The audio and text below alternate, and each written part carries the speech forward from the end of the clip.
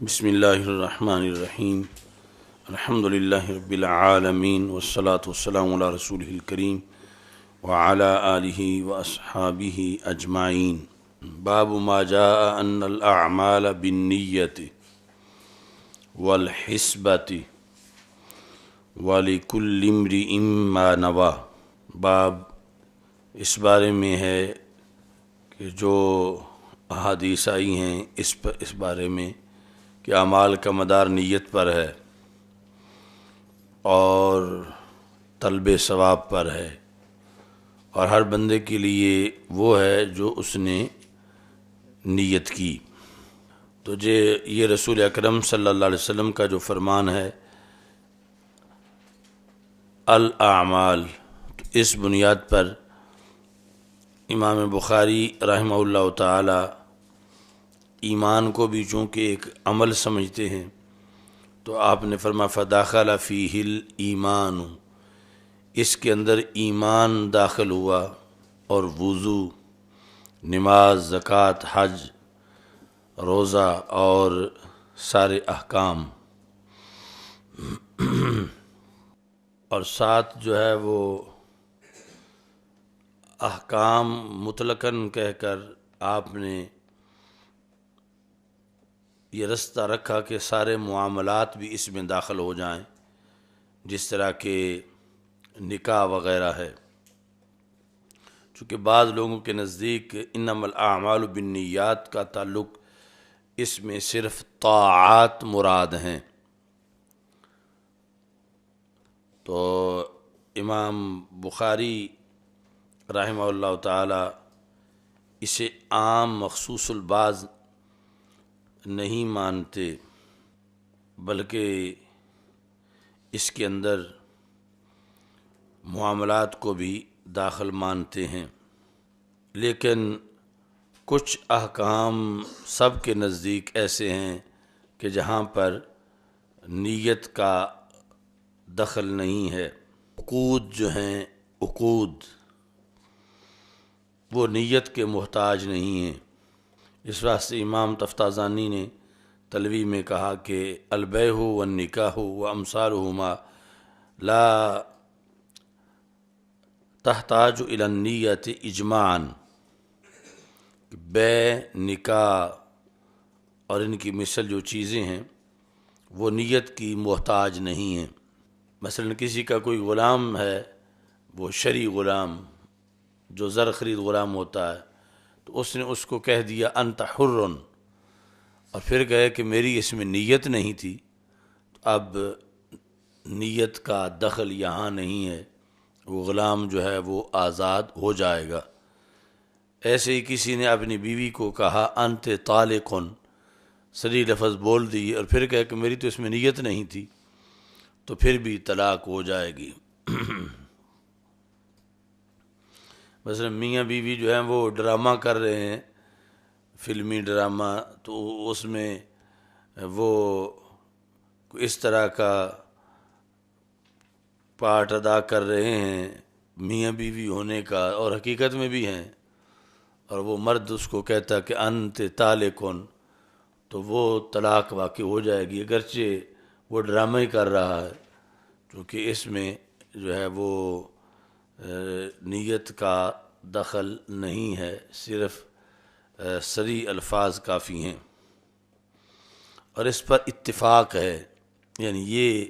ائمہ میں سے کسی کا بھی اختلاف نہیں ہے اس میں، کہ جب صریح الفاظ اس نے انت طالق کے بول دیے تو اس میں یہ نہیں پوچھا جائے گا کہ اس کی نیت تھی یا نیت نہیں تھی، یہاں نیت کا کوئی دخل نہیں ہے۔ اور یہاں مقابلے میں کوئی حدیث پیش کرے کہ انما الاعمال بالنیات، کہ اعمال کا مدار جو ہے وہ نیتوں پر ہے، اور اس کی تو نیت ہی نہیں ہے، یعنی کوئی مفتی صاحب اس کی حمایت میں کھڑا ہو جائے کہ اس کی تو نیت ہی نہیں تھی، اس نے تو مطلقاً کہا ہے، تو اس کا جواب یہ ہے کہ انما الاعمال بالنیات کے اندر عقود جو ہیں یہ شامل نہیں ہیں۔ عقود، عقد جتنے ہیں وہ سب اس سے ورا ہیں، یہ طاعات کے بارے میں ہے یا بعض معاملات کے بارے میں عقود اس سے خارج ہیں۔ باقی اس کا جو انما الاعمال بالنیات، امام صاحب کے نزدیک، امام اعظم ابو حنیفہ رحمۃ اللہ علیہ کے نزدیک، الاعمال سے پہلے لفظ ثواب جو ہے وہ محذوف ہے۔ انما الاعمال بالنیات، تو مطلب ہوگا کہ انما ثواب الاعمال بالنیات، کہ اعمال کا ثواب تب ملے گا کہ جب نیت ہوگی۔ یعنی اب اعمال سے مراد ہیں طاعات، یعنی نماز کی نیت ہی نہ ہو اور ویسے کوئی قیام رکوع کرتا رہے تو اس کا ثواب اس کو نہیں ملے گا، کہ اعمال کے ثواب کا مدار جو ہے وہ نیت پر ہے۔ تو خلاصہ یہ ہے کہ جو بھی اعمال ہیں جن کے ذریعے سے اللہ کا قرب حاصل کیا جاتا ہے، تو وہ اعمال کرتے وقت نیت ہونی چاہیے کہ ہم اللہ کا قرب اس سے حاصل کر رہے ہیں۔ اور اس چیز کو اصل میں حدیث شریف میں دوسری جگہ بیان کیا گیا، مثلا من صام رمضان ایمانا واحتسابا، اب یہ جو واحتسابا ہے یہ نیت ہے، یعنی طلب ثواب کے لیے، کہ اس کا ارادہ ہے کہ میں روزہ رکھوں تاکہ مجھے ثواب ملے۔ من قام رمضان ایمانا واحتسابا، کہ جس نے رمضان کا قیام کیا یعنی تراویح پڑھی ایمان کی حالت میں اور پھر طلب ثواب کے لیے، اس کے پہلے گناہ بخشے گئے۔ تو یہ ہے حسبہ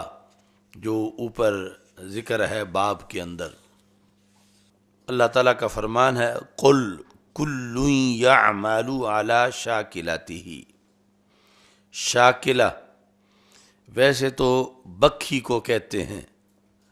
لیکن مراد یہاں پر طریقہ ہے اور قصد ہے۔ ہر بندہ عمل کرتا ہے اپنے قصد کے مطابق، اس واسطے امام بخاری نے اس کی جو شرح کی تو علی نیتہ، شاکلہ کا معنی امام بخاری رحمہ اللہ تعالیٰ نے نیت کیا۔ قل کل یعمل علی شاکلتہ، یہ یعنی جو طریقہ ہے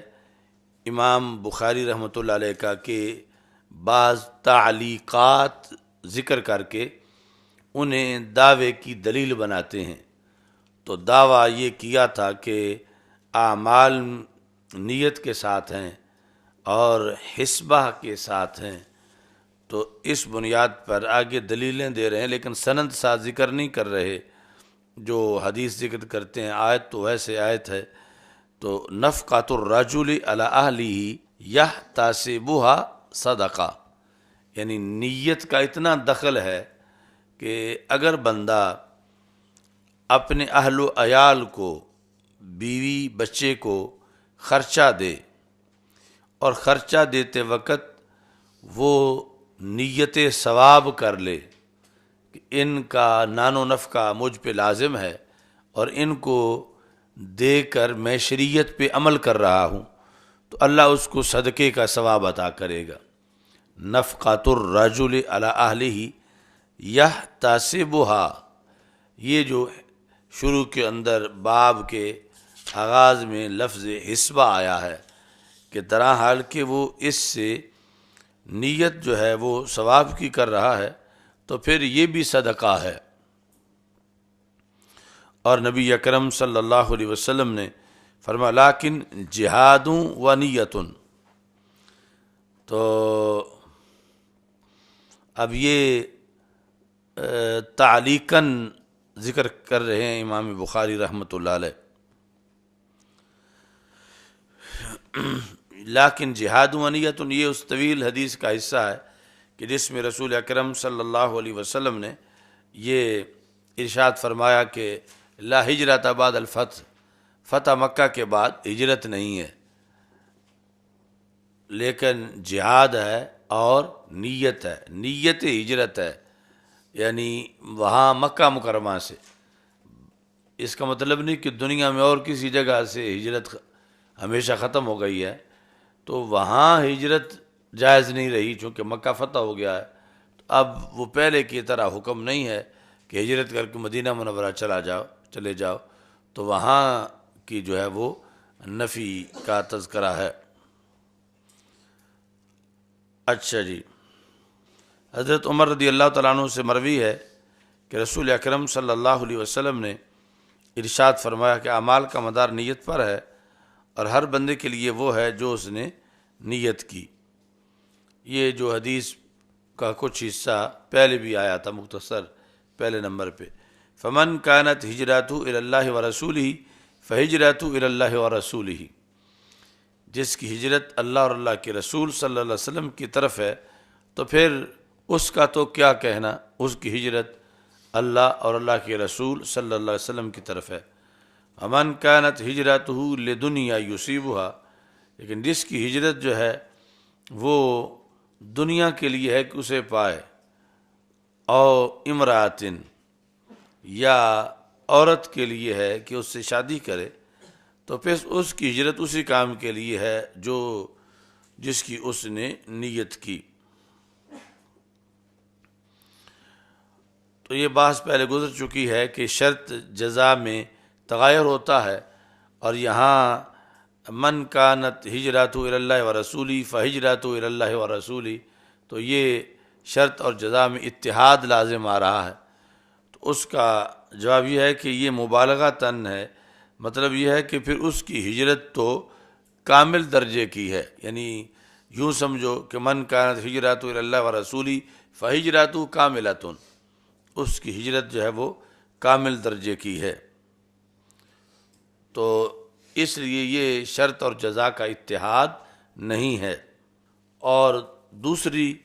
کہ جس نے عورت کے لیے ہجرت کی تو اس کی ہجرت جو ہے وہ خصیص ہے۔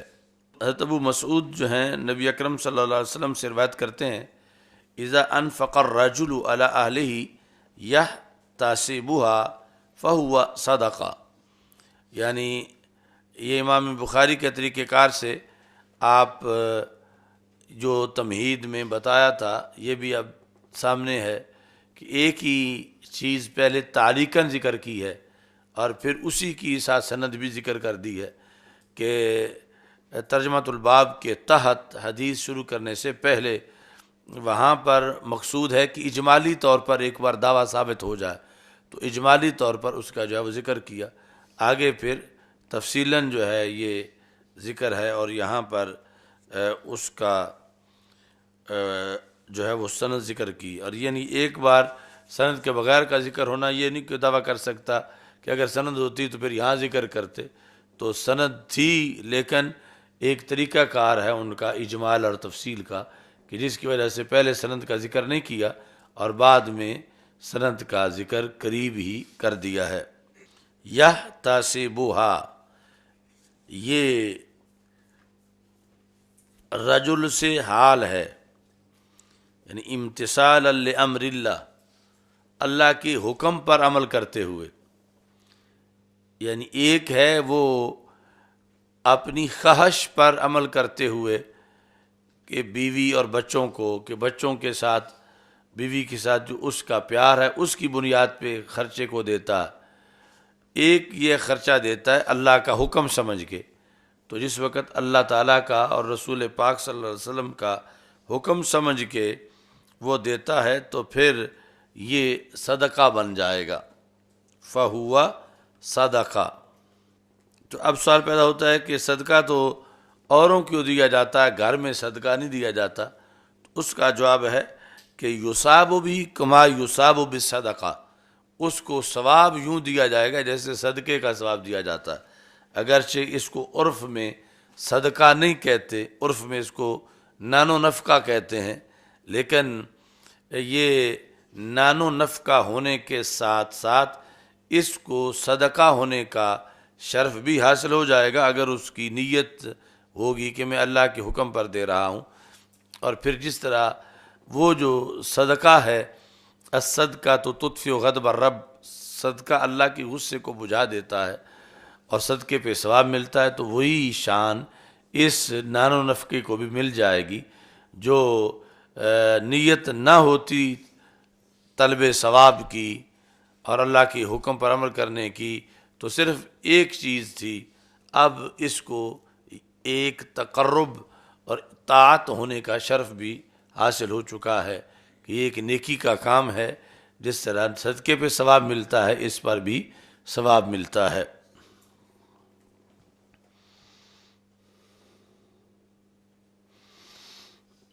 حضرت مالک بن سنان رضی اللہ تعالیٰ عنہ کہتے ہیں کہ رسول اکرم صلی اللہ علیہ وسلم نے آپ سے یہ ارشاد فرمایا، تو یہ اس لحاظ سے بھی دلیل ہے کہ رسول اکرم صلی اللہ علیہ وسلم کی تعلیمات جامع کتنی ہیں۔ یعنی آپ نے جہاں بندے کو اللہ کے سامنے جھکایا ہے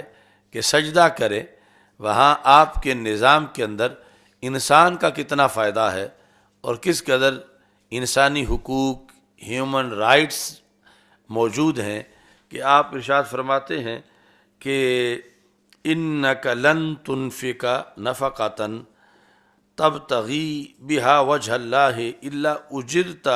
عَلَيْهَا، کہ جو بھی تم خرچہ کرو گے، لیکن قید یہ ہے کہ اس کے ساتھ تمہارا مقصد رضا الہی حاصل کرنا ہے، وجہ اللہ، رضا الہی، الا اجرت علیہا، جو خرچ بھی تم رضا الہی کے حصول کے لیے کرو گے اس پر تمہیں اجر دیا جائے گا۔ اب حتیٰ ہے غایت کے لیے، تو مطلب یہ ہے کہ جو کے اندر بڑا عموم تھا کہ فلاں کام کے لیے خرچ کرے، رشتہ داروں کو دے، تو پھر بھی تو رسول اکرم صلی اللہ علیہ وسلم نے جو دنیا داری کا سب سے آخری فرض تھا وہ بیان کر دیا، یہاں تک کہ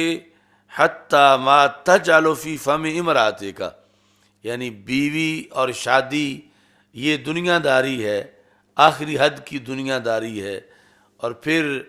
اس کے منہ کے اندر کوئی چیز ڈالنا یہ ایک محض دنیا داری ہے۔ لیکن جس وقت اس کے اندر بھی ابتغائے وجہ اللہ ہوگا تو رسول پاک صلی اللہ علیہ وسلم نے فرمایا یہاں تک کہ تم وہ جو اپنی عورت کے منہ میں ڈالو وہ بھی تمہارے لیے ایسے کام بنے گا کہ اس پر تمہیں اجر دیا جائے گا، الا اجرتا علیہا۔ تو یہ حتیٰ یعنی مبالغہ کے لیے ہے گفتگو کو سمیٹنے کے لحاظ سے۔ اب انک لن تنفق، یہاں سے یہ بھی مثال ہے کہ اب یہ حکم تو دیا تھا رسول پاک صلی اللہ علیہ وسلم حضرت مالک بن سنان کو،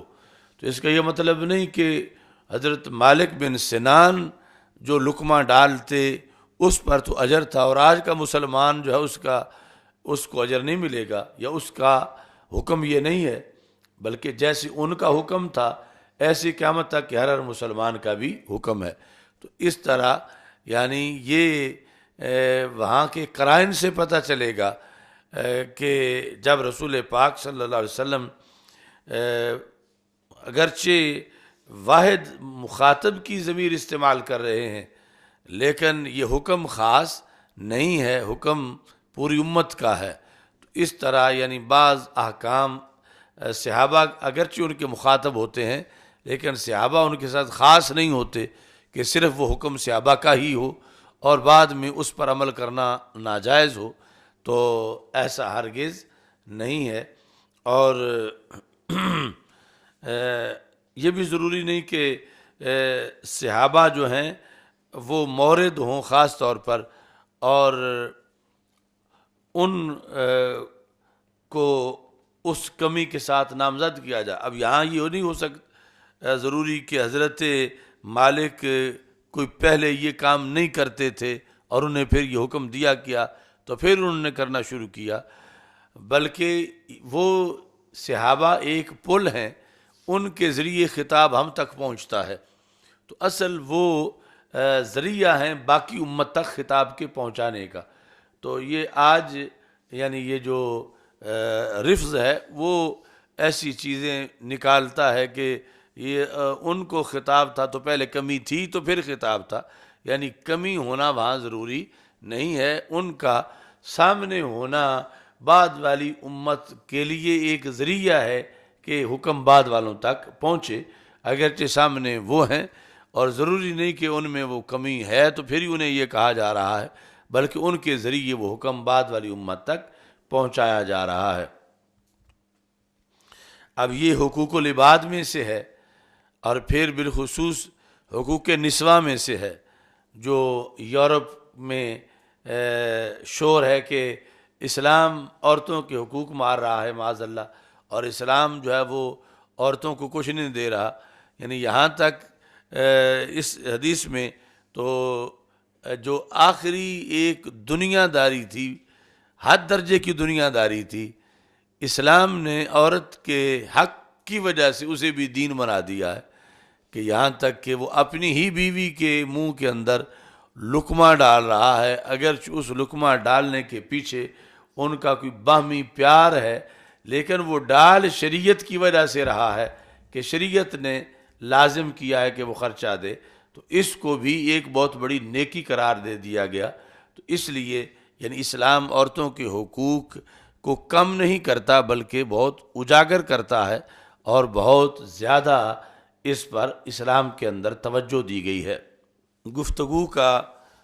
اور خطابت کا بھی ایک طریقہ ہے کہ جس کی وجہ سے یعنی ایک بات مؤثر طریقے سے اگلے تک جو ہے وہ پہنچ سکتی ہے۔ مثال کے طور پر اب جو کلاس کے اندر سب سے زیادہ کند ذہن ہو، تو اب گفتگو کرتے وقت مثلا کہا جائے کہ ادھر کامل شاہ صاحب ہیں، تو ایک بندہ کلاس پہ تبصرہ کرنا چاہتا ہے کہ سب نے سبق یاد کیا ہوا ہے، تو سب نے سبق یاد کیا ہوا ہے، تو وہ جو ابرار ہے مثال کے طور پر، اگر وہ سب سے رحیل ہے تو کہتا ہے کہ سبق جو ہے وہ ابرار نے بھی یاد کیا ہے، تنویر نے بھی، حتیٰ کہ کامل شاہ نے بھی سبق یاد کیا ہے۔ تو اب جو ہے وہ یہ یعنی طریقہ، یہ گفتگو کا انداز درست نہیں ہوگا کہ حتیٰ کے بعد یعنی اس فرد کو ذکر کیا جا رہا ہے، یا یہ ہے کہ حتیٰ ذکر ہی نہ کرے۔ مثلا وہ کہتا ہے کہ تنویر نے بھی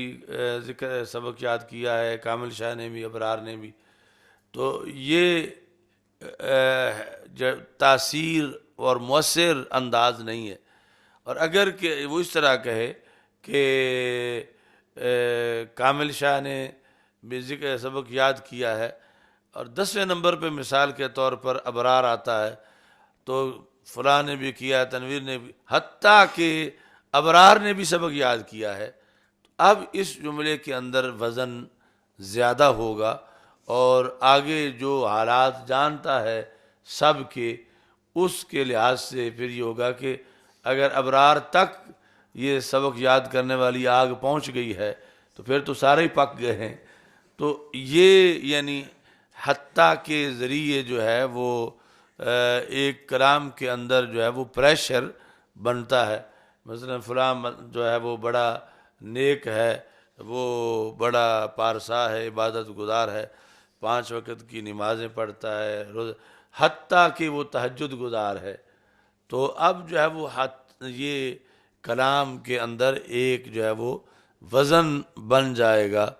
اور اگر کہا جائے کہ وہ بندہ نیک، حتیٰ کہ وہ تو فرض بھی پڑھتا ہے، تو یہ رسول پاک صلی اللہ علیہ وسلم کی گفتگو کے اندر یعنی یہ پہلو بھی موجود ہیں کہ حتیٰ کے بعد وہ فرد اب یہاں ذکر کیا جائے گا جو دنیا داری میں آخری فرد ہے، دنیا داری نبھانے کے لحاظ سے۔ تو اس کا بھی آپ نے یہ حوالہ لگانا ہے کہ حکم عام ہے، مخاطب اگرچہ خاص ہے۔ مخاطب تو حضرت سعد ہیں رضی اللہ تعالی عنہ۔ اچھا جی، ان سعد بن ابی وقاص، مخاطب تو وہ ہیں لیکن حکم صرف ان کے لیے نہیں ہے، حکم عام ہے۔ اگر ویسے آپ کو یہ تلاش کرنا پڑ گیا کہیں کہ ایسا ہو سکتا ہے کہ حکم عام ہو لیکن مخاطب خاص ہو سکتا ہے آپ 2 مہینے بخاری دیکھتے رہیں یہ حوالہ تلاش کرنے کے لیے تو نہ ملے. تو یہ یعنی ساتھ ساتھ ان ساری چیزوں کو کور کرنا ہوتا ہے اور ساتھ انڈیکس حوالوں کی تیار کرنی ہوتی ہے. اچھا جی، باقی لقمہ کی جو قید لگائی ہے تو یہ بھی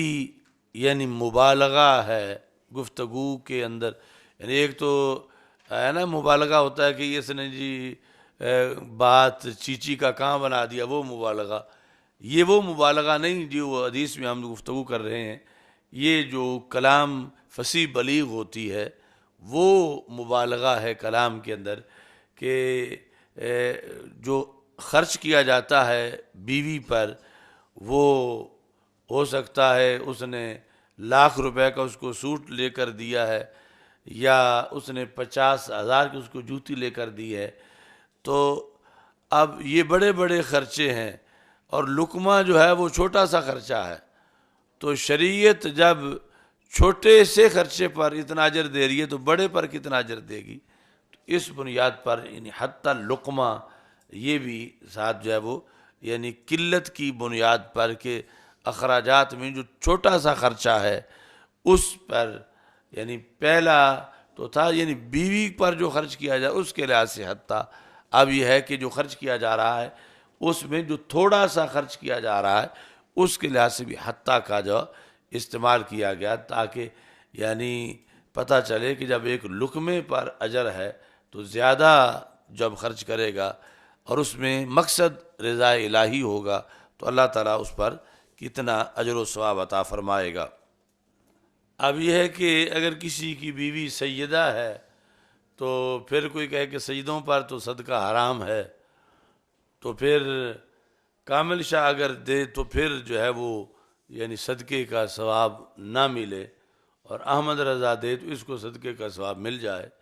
تو اس کا جواب یہ ہے کہ وہ جو سیدوں پر صدقہ حرام ہے وہ زکوٰۃ ہے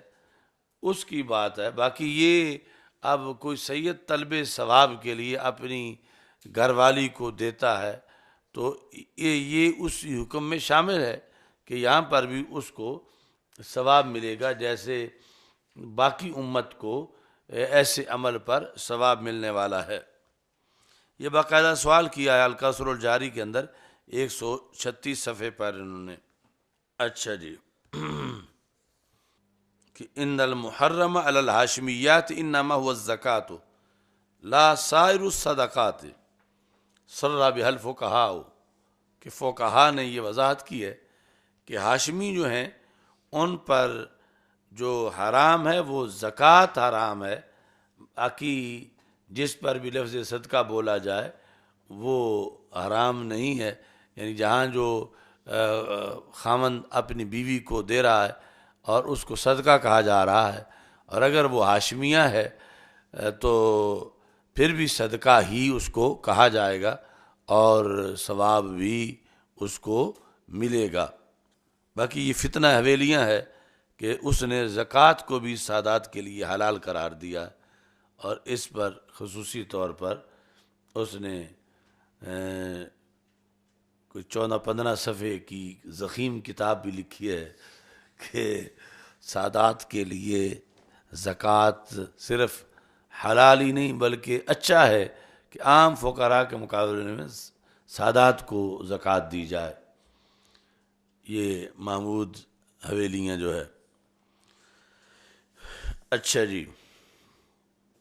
باب قول النبی صلی اللہ علیہ وسلم. باقی یہ جو حدیث گزری ہے اس کے اندر ایک صوفیانہ شرح ہے اس کی، تو اس پر بھی سب کو عمل کرنا چاہیے ساری زندگی کہ مفت میں یعنی آسانی سے اس کی بہت سی نیکیاں اکٹھی ہوتی رہیں. انہوں نے لکھا الکوثر الجاری کے اندر، الکوثر الجاری، قال بعض العارفین شأن العاقل ان تکون افعالہ المباحۃ کلھا طاعۃ، کہ عاقل کی یہ شان ہے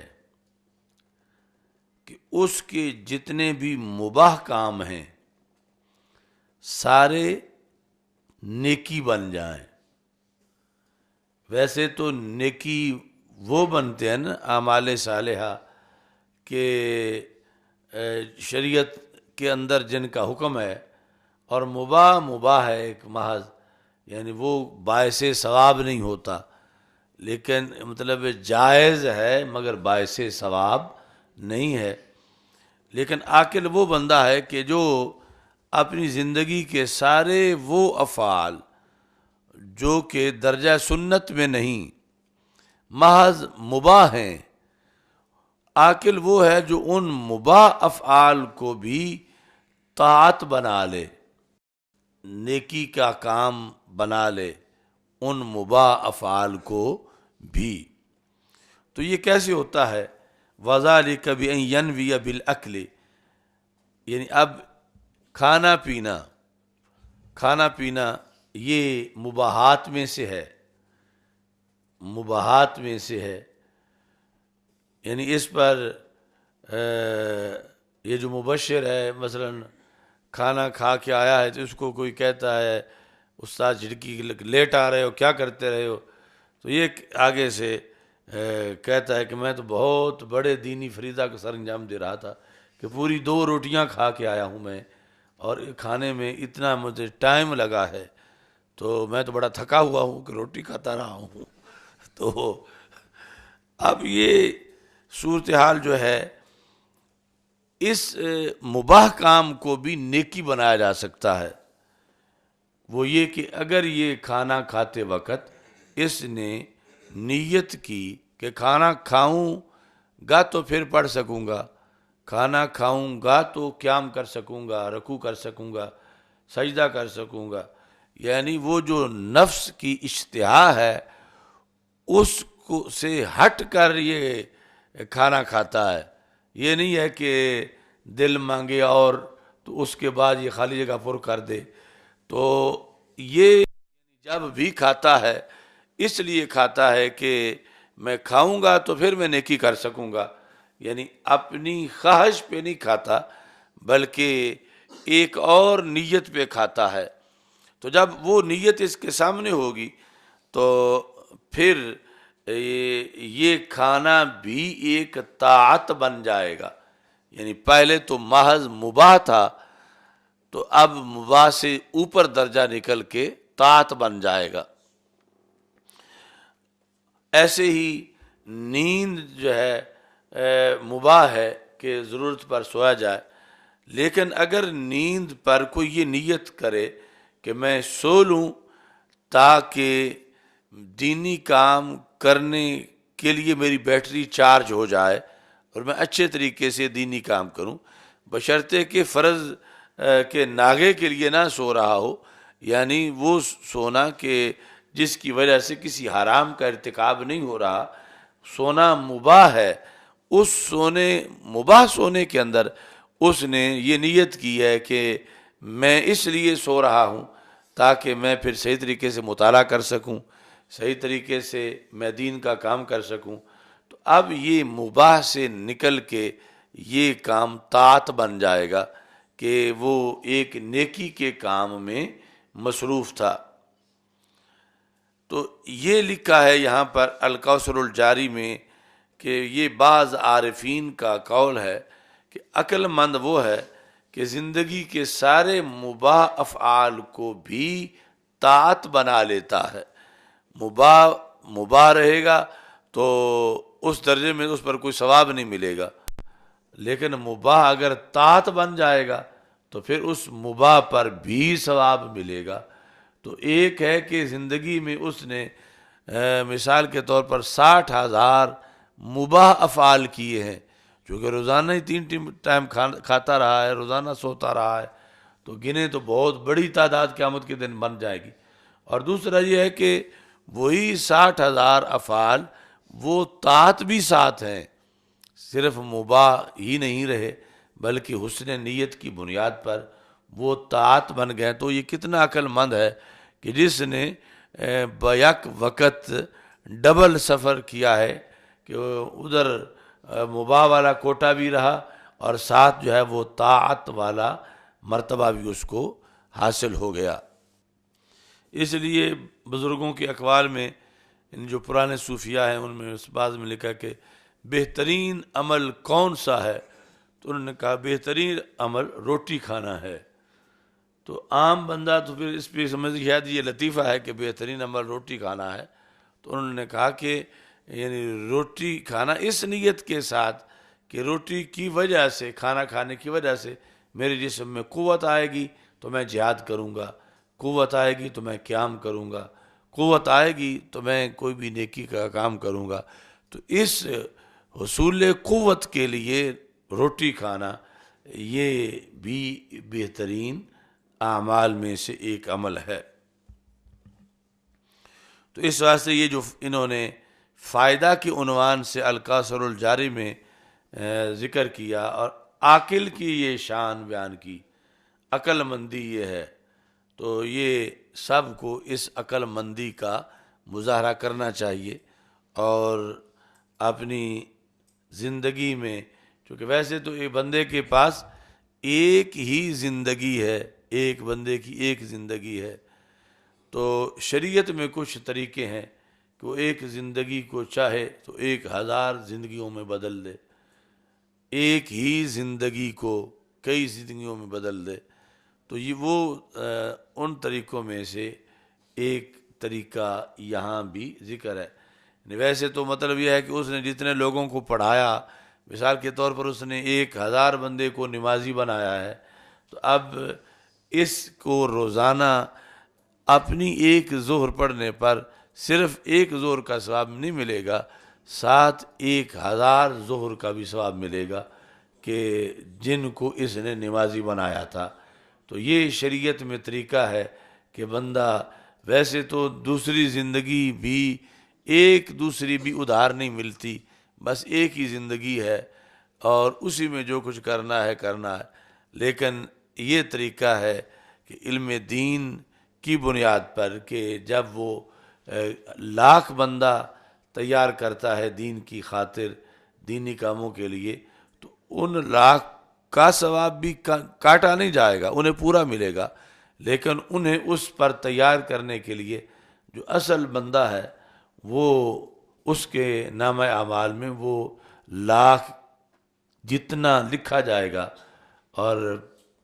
اس طرح پھر اس کی زندگی 1,00,000 زندگی میں تبدیل ہو جائے گی کہ اور یہاں پر جو ہے وہ ساتھ یہ آ گیا کہ مثلا ایک کام پر 2 فائدے حاصل ہو رہے ہیں، اور پیچھے یہ شروع میں پہلی حدیث پر بتایا تھا کہ نیت المؤمن خیر من عملہ، مومن کی نیت اس کے عمل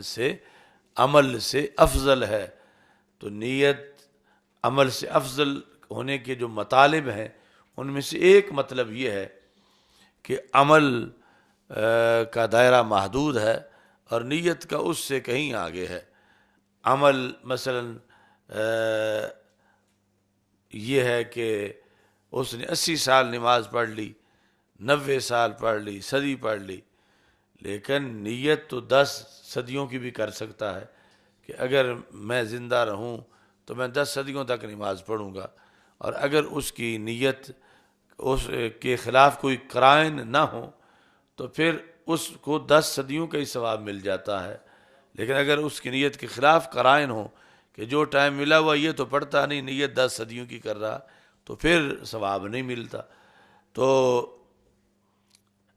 ایسے ہی یعنی ایک عمل پر متعدد نیتوں کی بنیاد پر ایک عمل متعدد اعمال میں تبدیل ہو جاتا ہے۔ اس طرح کہ امام غزالی رحمۃ اللہ علیہ نے احیاء العلوم میں لکھا ہے کہ ایک بندہ مسجد نماز پڑھنے جا رہا ہے، تو اگر عقل مند ہے تو وہ پھر یہ کہ زندگی تھوڑی سی ہے تو زیادہ سے زیادہ وہ انویسٹ کر لے اس میں، عقل مند ہے تو پھر کیسے زیادہ ثواب حاصل کرے کہ اس کے اندر وہ نیتیں متعدد کر لے، تو اللہ اس کو متعدد ثواب دے گا، متعدد مستقل اعمال پر۔ مثلا ویسے تو ایک ہی ثواب ملے گا اس کو کہ وہ مسجد نماز پڑھنے جا رہا ہے، آگے اگر نیت کرتا ہے کہ مسجد میں جاؤں گا اس لیے کہ نماز بھی پڑھوں گا، ساتھ مجھے مسلمانوں کے حالات کا پتہ چلے گا. یعنی یہ کہ ایک وقت ہے مسلمانوں کے اکٹھا ہونے کا، پتہ چلے گا فلاں بیمار ہو گیا ہے، فلاں کو یہ پرابلم ہے، فلاں کی یہ حالت ہے. چونکہ مثلا سوشل میڈیا تو اس وقت چل نہیں رہا تھا، تو حالات کی آگاہی کا ایک طریقہ یہ بھی تھا کہ مسلمان 5 وقت گھروں سے نکل کے اکٹھے ہوں تاکہ ایک دوسرے کے مسائل سے آگاہ ہوں، اور آگاہ ہوں گے تو پھر کوئی کسی کی مدد کر سکے گا. تو وہ اپنی جگہ آج بھی اتنا ہی فائدہ موجود ہے. تو اب اس نے دوسری نیت کر لی کہ مسلمانوں کے حالات کی واقفیت حاصل ہو، چونکہ من لم یہتم بامور المسلمین فلیس منا، کہ رسول پاک صلی اللہ علیہ وسلم فرماتے ہیں جو مسلمانوں کی امور کا اہتمام نہ کرے وہ ہمارا نہیں. تو اس واسطے مجھے پتہ چلے. پھر اس نے نیت کر لی کہ رستے میں اگر کوئی حاجت مند بیٹھا ہوا ہو تو اس کی میں حاجت پوری کروں گا. پھر اس نے کوئی نادار ہو تو میں اس کو پیسے دوں گا، کوئی سوالی ہوگا اس کو میں کھانا کھلاؤں گا، اور کوئی بیمار ہوگا میں اس کی عیادت کروں گا، کسی کا جنازہ تیار ہوگا تو میں اس جنازے میں شریک ہوں گا. اگر مسجد میں درس قرآن ہوا تو میں درس قرآن سنوں گا، کہ ہو سکتا ہے کہ وہاں کوئی عالم دین آئے ہوئے ہوں اور وہ قرآن مجید کی کسی آیت کا مطلب بتائیں، اور مجھے شوق ہے کہ مجھے کوئی آیت تو مطلب مجھے آئے. تو اس طرح یعنی جتنی نیتیں کرتا جائے گا اس مسجد میں آنے والے عمل پر، جو کہ نفس الامر میں تو ایک ہی ہے، اب آگے اس پر اس نے 18 نیتیں کر لی ہیں تو اللہ تعالیٰ اس کو 18 اعمال کا ثواب دے دے گا. یعنی یہ اس دین کے اندر انویسٹ کرنے کا ایک طریقہ ہے، اور ایک زندگی کو کئی زندگیوں میں بدلنے کا طریقہ ہے، کہ جس کی وجہ سے اس مختصر وقت میں ایک بندہ، یعنی یہ کروڑ پتی بننے والی سکیم ہے، راتوں رات مختصر وقت کے اندر، کہ بندہ کوئی بھی نیکی کا کام، مثلا کوئی بھی سفر کرنے لگے تو اس کے ذہن میں ایک ارادہ ہے، وہ اس سے ریلیٹڈ کئی چیزیں ڈھونڈے اور ان کا ارادہ کرے. تو اس حدیث کے مطابق جو گزر رہی ہے پھر اس کو ان پر سب جو نیت اور ارادے میں چیزیں ہیں، عمل میں اگرچہ وہ نہیں آ سکیں لیکن نیت کی وجہ سے ہی، کہ نیت المؤمن خیر من عملہ، اسے اس پر مکمل ثواب جو ہے وہ مل جائے گا. اچھا جی، باب قول نبی صلی اللہ علیہ وسلم الدین النصیحہ، دین نصیحت کا نام ہے، نصیحت خیر خواہی، دین نصیحت کا نام ہے. اچھا جی، آگے نصیحت کا معنی جس منسوخ کے لحاظ سے بدلتا جائے گا، للہ ولرسولہ ولائمۃ المسلمین وعامتہم، نصیحت اللہ کے لیے. اب جو ہمارے عرف میں ہے کہ فلاں نے فلاں کو نصیحت کی، تو اس لحاظ سے تو اللہ تعالیٰ کے شایان شان نہیں ہے کہ کوئی اللہ کو نصیحت کرے، چونکہ نصیحت جو کرنے والا ہے، جس کو کر رہا ہے، منسوخ کے اندر کمی پائی جاتی ہے، اور نصیحت کرنے والا اس کی کمی کو دور کرتا ہے، اور اللہ میں کوئی کمی نہیں ہے، اور اللہ نہ کسی سے کوئی اثر قبول کرتا ہے. تو دوسرا معنی ہے خیر خواہی، جو ہم کر رہے ہیں نصیحت کا معنی، تو خیر خواہی بھی ڈائریکٹ جو ہے اللہ تعالیٰ کے لحاظ سے شایان شان نہیں. یعنی خیر خواہی، کسی کی خیر مانگنا، تو یہ وہاں ہے جہاں شر آ سکتا ہو تو پھر اس کی خیر مانگی جائے. تو اللہ تعالیٰ پر تو شر آ ہی نہیں سکتا. یہی وجہ ہے کہ جب احکام کے آغاز میں صحابہ نے السلام علی اللہ کہا کہ اللہ پر سلام ہو، تو رسول پاک صلی اللہ علیہ وسلم نے منع کر دیا، فرمایا کہ اللہ پر سلام کہنا یہ درست نہیں، اس واسطے کہ سلام کا مطلب ہے تو سلامت رہے، تو اللہ تعالیٰ پر تو نہ موت آ سکتی ہے نہ مرض آ سکتا ہے، سلامتی کے برعکس کوئی چیز آ ہی نہیں سکتی، تو یہ دعا کی وہاں ضرورت ہے جہاں ایسا کوئی احتمال ہو، تو اس واسطے تم السلام علی اللہ نہ کہو۔ سلام بڑی اچھی چیز ہے، مگر یہ بھی دیکھنا ہے کہ اللہ کے لائق بھی ہے یا نہیں، تو رسول پاک صلی اللہ علیہ وسلم نے اللہ پر سلام پڑھنے سے روک دیا، یہ جس طرح آگے بخاری شریف میں آئے گا۔ تو اس بنیاد پر اب جو ہوگا خیر خواہی، اللہ کے لیے نصیحت، تو مطلب یہ ہوگا یہاں پر کہ اللہ کے احکام کی قدر و قیمت، کہ جو اس نے فرمایا ہے کہ یہ کرو ویسے کرنا، جو اس نے فرمایا یوں نہ کرو تو وہ نہ کرنا، تو اس کی شریعت کی قدر و قیمت، اس کی شریعت پر عمل، تو اس طرح کر کے پھر آگے وہ معنی چلائیں گے۔ الدین النصیحۃ للہ ولرسولہ، رسول اکرم صلی اللہ علیہ وسلم کے لیے خیر خواہی، ولائمۃ المسلمین، یہ لفظ ائمہ حکمرانوں کے لیے ہے، ولائمۃ المسلمین، آگے چونکہ ذکر آ رہا ہے وعامتہم، اس نے معین کر دیا ہے کہ یہ ائمہ مسلمانوں کے حکمران ہیں۔ ویسے تو ائمہ مثلا دینی امام، مذہبی امام، اگرچہ چاہیے کہ مسلمانوں کا جو حکمران ہے وہ بھی مذہبی امام ہو ان کا، لیکن کچھ مثلا کوئی صرف کا امام ہے، کوئی نحو کا امام ہے، کوئی تفسیر کا امام ہے، تو جو امام عادل ہے وہ ان سب اماموں کا امام ہے، جس کی ہم اکثر بحث چھیڑے رکھتے ہیں امام عادل کی، اور دوسری طرف سے ہمیشہ اس کو بلایا گیا ہے۔ تو یہاں اصل میں یہ ہے کہ اتنا بڑا انسان ہے امام عادل کہ اللہ اور اللہ کے رسول صلی اللہ علیہ وسلم کے بعد اس کی خیر خواہی کا درجہ ہے کہ مسلمان اس کے خلاف نہ سوچیں، اس کا مندہ نہ سوچیں، چونکہ وہ مسلمانوں کا امام ہے،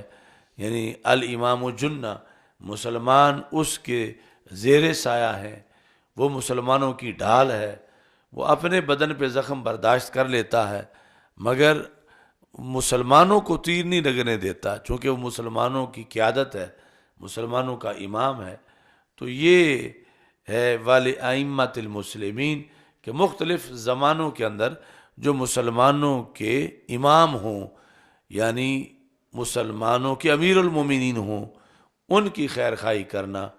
وعامتہم، اور عام مسلمان جو ہیں، یہ عام اور ائمہ آپس میں مقابلے میں ہیں، یعنی اس طرح حکمران اور رعایا، تو یہ ہے ولائمۃ المسلمین وعامتہم، ایک ہے کہ مسلمانوں کے امیر المومنین اور دوسرے عام مومنین، ان سب کی خیر خواہی کرنا، یہ یہاں ترجمۃ الباب بنایا گیا۔ تو جو ہماری وہ بحث ہے کہ امام عادل کا درجہ امت میں رسول پاک صلی اللہ علیہ وسلم کے بعد، خلفائے راشدین کے بعد، صحابہ کے بعد، مثلا آج کا جو عہد ہے 15ویں صدی، تو اگر مسلمانوں میں کوئی امام عادل ہو تو اس صدی کے سارے جو بڑے منصب ہیں، مثلا صدی کے اندر محدثین ہیں، فقہا ہیں، تہجد گزار ہیں، مبلغین ہیں، مختلف علوم کے امام ہیں، ان سب سے بڑا درجہ امام عادل کا ہوگا کہ جس کے زیر سایہ باقی سارے امام امامت کرتے ہیں، یعنی اگر وہ اسلامی نظام نافذ کرتا ہے زمین پر اور پھر باطل کے مقابلے میں ڈٹ کے کھڑا ہے، تو وہ ہوگا صدی کا سب سے بڑا منصب جو امام عادل کا منصب ہے کہ یوم من امام عادل خیر من عبادت سنت، اس کا پھر ایک دن بھی سال بھر کی بندگی سے زیادہ قیمتی ہوگا کہ وہ امام عادل ہے۔ تو یہ سیٹ ہے جو کہ غائب ہے، اور پھر اس کو ڈھونڈنے کا شوق بھی نہیں، اور جب کہ باقی بڑی بڑی ساری سیٹیں مدرس، مفتی، قاضی، حاجی، نمازی، مجاہد، غازی، وہ سارے بڑے بڑے منصب ہیں، لیکن ان مناصب کی حفاظت تب ہوتی ہے جب امام عادل موجود ہو، تو پھر جہاد بھی اس کی قیادت میں ہوتا ہے، پھر دین کے سارے شعبوں کا کام بھی اسی کی قیادت میں بدرجہ اتم ہوتا ہے، ورنہ یعنی ان سارے شعبوں کا کما حق کو فائدہ نہیں ہوتا۔ جس طرح کہ کئی صدیوں سے امام عادل گم ہے کہ مسلمان اپنا امام عادل نہیں بنا سکے اور نہیں پہچانتے، اور امام عادل کا کردار سامنے نہیں ہے، تو اس وجہ سے پھر مسلمانوں کو ایک تنزل کا سامنا ہے۔ اور اگر امام عادل موجود ہو، جس کا زندوں میں سے ہونا ضروری ہے، ویسے تو قبریں فیض دیتی ہیں، لیکن رسول پاک صلی اللہ علیہ وسلم سے بڑھ کر کس کی برزخی حیات ہوگی، لیکن پھر بھی وہاں ظاہری منصب پر حضرت صدیق اکبر رضی اللہ تعالیٰ عنہ کو بٹھانا لازم ہوا۔ یعنی آج اگر کوئی یہ کہے کہ فلاں بندہ ایک بہت عظیم شخصیت تھا تو اس کی قبر کا فیض ہی کافی ہے آگے، تو رسول پاک صلی اللہ علیہ وسلم کی قبر کے فیض سے بڑا کس کا ہو سکتا ہے؟ تو وہاں بھی شریعت نے لازمی سمجھا، اور خود رسول پاک صلی اللہ علیہ وسلم حکم دے کے گئے کہ ظاہری منصب میں امت کے زندہ لوگوں میں جو ظاہری حیات میں زندہ ہے، ہر صدی ہر دور میں اپنا امام عادل چننا ضروری ہے، کہ جو مکلف ہوگا، جس پر ذمہ داریاں ہوں گی، جو ذمہ داریاں نبھائے گا، اور اس کے زیر سایہ امت جو ہے وہ اپنا سفر کرے گی۔ تو یہ یعنی کئی صدیوں سے گم ہے امام عادل، اور اتنا گم ہے کہ امام عادل کے فضائل کی بات بھی گم ہو گئی ہے۔ یعنی امام عادل وہ منصب ہے کہ شریعت میں جو زبان رسالت سے نکلا ہے، غوث اعظم، قطب اعظم، محدث اعظم، ولی اعظم، مدرس اعظم، فقیہ اعظم، یہ سارے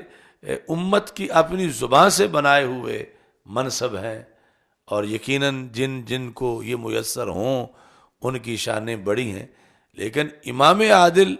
یہ زبان رسالت سے لفظ نکلا ہے، اور اس پر بڑی ذمہ داریاں ہیں، اور اس کے زیر سایہ اپنے اپنے زمانے میں امت چلتی ہے، اور اس کا جلسہ ہی مفقود ہے کہ امام عادل کے شرائط کیا ہیں، امام عادل کے فضائل کیا ہیں، امام عادل ہونا کیوں ضروری ہے، امام عادل ڈھونڈنا چاہیے، امت کو اپنا امام عادل قائم کرنا چاہیے۔ یعنی امام عادل یعنی کہ وہ خود کہ میں امام عادل ہوں، آؤ میری بیعت کرو، یعنی امت کو اس سلسلے میں شرائط کے پیش نظر جو ہے وہ امام عادل کی تلاش کرنی چاہیے، اور پھر اس کے ساتھ جو ہے وہ جب شرائط پائی جائیں تو کھڑا ہونا چاہیے۔ یہ ہے کہ جس کے بارے میں سبعۃ یظلھم اللہ فی ظلہ یوم لا ظل الا ظل عرشی، کہ رسول پاک صلی اللہ علیہ وسلم نے فرمایا کہ 7 وہ ہیں جنہیں اللہ قیامت کے دن دھوپ نہیں لگنے دے گا، 7 عظیم ترین سیٹیں۔ یہ مطلب نہیں کہ ایک سیٹ جزئی حقیقی کے لیے ہے کہ 7 معین فرد، نہیں، 7 کیٹیگریز کے لوگ، اگرچہ وہ ہوں ہزاروں لاکھ ہوں، تو 7 قسم کے لوگوں کو اللہ دھوپ نہیں لگنے دے گا، اور ان میں پہلا مقام ہے امام عادل کا۔ یعنی امام عادل وقت کے تہجد گزاروں، جو محض تہجد گزار یا محض صوفی یا محض صائم ہیں یا محض عالم ہیں، ان سب کے مقابلے میں امام عادل کی اس عہد میں، اس زمانے میں پوزیشن پہلی ہے کہ اللہ نے، رسول پاک صلی اللہ علیہ وسلم نے ذکر کرتے ہوئے بھی نمبر نام اس کا پہلے نمبر پہ لیا ہے۔ اور یہ یعنی اس کے خد و خال کے اندر چیز پیش نظر رکھ کے مسلمانوں کو بیداری کی ضرورت ہے کہ وہ امام عادل اس وقت ظاہری حیات میں زندہ ہونا اس کا شرط ہے، ورنہ قبر غوث اعظم کی بھی فیض دے رہی ہے، قبر داتا صاحب کی بھی فیض دے رہی ہے، لیکن شریعت کے اندر امام عادل جو صدی میں، ضروری نہیں پوری صدی میں ہو، مثلا 5 سال اس کی زندگی میں اس کو یہ منصب ملا پھر شہید ہو گیا، 10 سال اس کو یہ منصب ملا، اس کو لوگوں نے امام منتخب کیا اور وہ شہید ہو گیا، تو یہ جو ہے امام عادل، اس کا نہ ہونا یہ امت کا سب سے بڑا نقصان ہے کہ جس کے سہارے امت نے جینا تھا ظاہری طور پر کہ فیصلہ وہ کرے گا، جہاد کا اعلان وہ کرے گا، امت اس کے پیچھے کھڑی ہوگی، امت کے مسائل وہ حل کرے گا، تو اس کا نہ ہونا یہ کفر کو کھل کھیلنے کا موقع ملا ہوا ہے، اور اس کا نہ ہونا یہ امت مسلمہ کے مزید کمزور ہونے کا سلسلہ جو ہے وہ جاری ہے۔ یعنی اس کو اس کے عہد کے اندر ڈھونڈنا اور اسے ماننا اور اس کے جھنڈے کے نیچے کھڑا ہونا یہ ضروری ہے۔ اس واسطے وہ حدیث شریف ہے کہ من مات ولم یعرف امام زمانے ہی فقد مات میتۃ الجاہلیہ، اگرچہ اس کی سند میں کچھ بحث ہے، لیکن امام تفتازانی وغیرہ یا جتنے ہمارے علم کلام کے ماہرین انہوں نے امامت کی بحث کی ہے تو اس حدیث کو لکھا ہے۔ اور ہمارے استاد بندیالوی صاحب رحمۃ اللہ علیہ، آپ کی جو چند مخصوص خطابات تھے عوامی، ان میں ایک خطاب امامت کے بارے میں بھی تھا، تو اس میں بھی آپ بھی یہ حدیث پیش کرتے تھے، من مات، کہ جو بندہ فوت ہو گیا، کس حالت میں فوت ہوا، ولم یعرف امام زمانے ہی، وہ اپنے زمانے کے امام کی معرفت نہیں رکھتا، ویسے اگرچہ محدث مدرس فقیہ ہے لیکن اسے یہ پتہ نہیں کہ میرے زمانے کا امام کون ہے امت مسلمہ میں، ولم یعرف امام زمانے ہی فقد مات میتۃ الجاہلیہ، تو وہ جاہلیت کی موت مر گیا۔ ایک ہوتی ہے جہالت، ایک ہے جاہلیت، جاہلیت ہے اسلام سے پہلے کا زمانہ، تو یعنی وہ جاہلیت کی موت مر گیا کہ اسے یہ پتہ نہیں تھا کہ میرے عہد کا امام کون ہے۔ تو اتنا یعنی امام کا نسب، تعیین اور پھر اس کا ساتھ دینا اور اس کو جاننا کہ موت کے وقت فارم فل جب ہوتا ہے، جس طرح بندہ بلا تشبیہ و تمثیل ہسپتال میں فوت ہو جائے تو اس کا ایک ڈیتھ سرٹیفکیٹ بنتا ہے، تو شرعی طور پر جو بندہ فوت ہوتا ہے تو اس کا ایک ڈیتھ سرٹیفکیٹ ہوتا ہے کہ اس کا نام کیا ہے، باپ کا نام کیا ہے، اس کی پیچھے اولاد کا کتنی ہے، یہ کہاں فوت ہوا ہے، اور پھر اس کے زمانے کا امام کون ہے، اور یہ کیا اپنے امام کو جانتا تھا یا نہیں جانتا تھا۔ تو اتنا یعنی اہم منصب ہے امام کا، امام عدل کا، امام عادل کا، کہ استاد صاحب بھی یہی کہتے تھے صدیوں سے یعنی لوگ جاہلیت کی موت مر رہے ہیں کہ اس بنیاد پر کہ وہ جانتے نہیں کہ امام ان کا کون ہے، اور نہ ہی یعنی یہ موت کے وقت تب پتہ ہو جب پہلے موت سے پتہ ہو، یہ نہیں کہ موت کے وقت اچانک کان میں کوئی بتائے گا تیرے زمانے کا فلاں امام ہے۔ یعنی جو امام ہے وہ اپنے کردار میں زندہ ہوگا اور اس کو ساری دنیا جانتی ہوگی کہ ہمارے عہد کا فلاں امام عدل ہے، اور اس کا پھر ایسا یعنی سایہ ہے کہ اس کی پہچان پر یہ نمبر ملتے ہیں کہ بندہ صاحب ایمان دنیا میں جاتا ہے، کہ چونکہ یہ اپنے امام کو جانتا تھا لہذا اس کو قبر میں سہولتیں دو کہ یہ اپنے امام کو پہچانتا تھا، اور اگر نہیں پہچانتا اور امام ہے ہی نہیں، امام معلوم نہیں، تو پھر یعنی آگے کس قدر اخروی زندگی میں بھی ایک ناکامی ہے۔ دنیا میں جو ناکامیاں ہیں مسلمانوں کی ابتری زوال، علاقے چھن جانا، مسلمانوں کے جان و مال لٹ جانا، غلامی آ جانا، یہ نقصان تو ہے ہی، لیکن آگے اخروی زندگی کا بھی کتنا بڑا نقصان ہے امام نہ ملنے کی وجہ سے۔ تو جو اتنا اہم ہے اتنا ہی مشکل بھی ہے اس کا ڈھونڈنا اور اس کا پایا جانا اور اس کی شرائط کا پورا ہونا، اور پھر جو ہے اس شرائط کے مطابق کردار ادا کرنا، چونکہ پھر اس کا ایک دن سال کی بندگی سے بڑا ہے، بلکہ دن تو کیا، دوسری حدیث میں ساعہ، ایک لمحہ اس کا جو ہے وہ عام لوگوں کی سال کی بندگی سے بڑا مقام رکھتا ہے۔ تو یہ کم از کم اس موضوع کو تو زندہ کیا جائے کہ ہمیں ضرورت ہے کہ ہم معاشرے میں امام اعظم کانفرنس کریں، غوث اعظم کانفرنس کریں، داتا گنج بخش کانفرنس کریں، تو امام عادل کانفرنس بھی کریں، یا امام عادل پر بھی جمعہ پڑھائیں کہ امام عادل کون ہوتا ہے اور اس کی سیٹ ہے اسلام میں، اور اس کے لیے سرکار دعا مانگ کے گئے ہیں، اور سرکار دو عالم صلی اللہ علیہ وسلم نے فرمایا ہے کہ اس کی مسلمانوں خیر خواہی کرو تم، چونکہ تمہارا امام عادل ہے۔ اب امام عادل کے خلاف پھر نعرہ لگانا بھی جائز نہیں،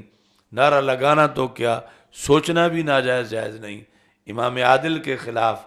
احتجاج جائز نہیں، امام عادل کے خلاف خروج جائز نہیں، یعنی اتنی بڑی اس کی شان ہوتی ہے۔ اور اگر امام عادل نہ ہو تو پھر جو ہے وہ لانگ مارچ کرنے پڑتے ہیں، یا اس سے بھی اگلے مراحل، پھر اس کو منصب سے ہٹانے کے لیے کبھی خروج لازم ہو جاتا ہے اس کے خلاف۔ تو اس لیے یعنی امام عادل کے سارے مباحث قوم کے ذہن میں ہونے چاہیے، تب جا کر یہ ہو کہ امام عادل مسلمانوں کو میسر آ گیا ہے اور مسلمان اس کے زیر سایہ ہیں، تو پھر مسلمانوں کی قوت ظاہر ہو سکتی ہے۔ اگر امام عادل کے بغیر جہاد کریں تو فساد بن جاتا ہے، امام عادل نے فیصلہ کرنا ہے جہاد کا، اور اس کے مطابق پھر جو ہے، اور جہاد قوت ہے مسلمانوں کی قیامت تک کے لیے۔ تو یہ بہت سے مسائل جو ہیں ریلیٹڈ ہیں اس امام عادل کے ساتھ۔ الحمدللہ رب العالمین والعاقبۃ للمتقین والصلاۃ والسلام علی رسولہ الکریم، استغفر اللہ لا الہ الا اللہ وحدہ لا شریک لہ لہ الملک، اللہم انا نعوذ بک من زوال نعمتک وتحول عافیتک وفجاءۃ نقمتک جمیع سخطک، اللہم اصلح امت محمد صلی اللہ علیہ وسلم، اللہم ارحم امت محمد صلی اللہ علیہ وسلم، اللہم فرج عن امت محمد صلی اللہ علیہ وسلم، رب یسر ولا تعسر وتمم بالخیر وبک نستعین، رب یسر ولا تعسر وتمم بالخیر وبہ نستعین، رب یسر ولا تعسر وتمم بالخیر وبک نستعین، بجاہ سید المرسلین، صلی اللہ تعالی علی حبیبی خیر خلق سیدنا مولانا محمد۔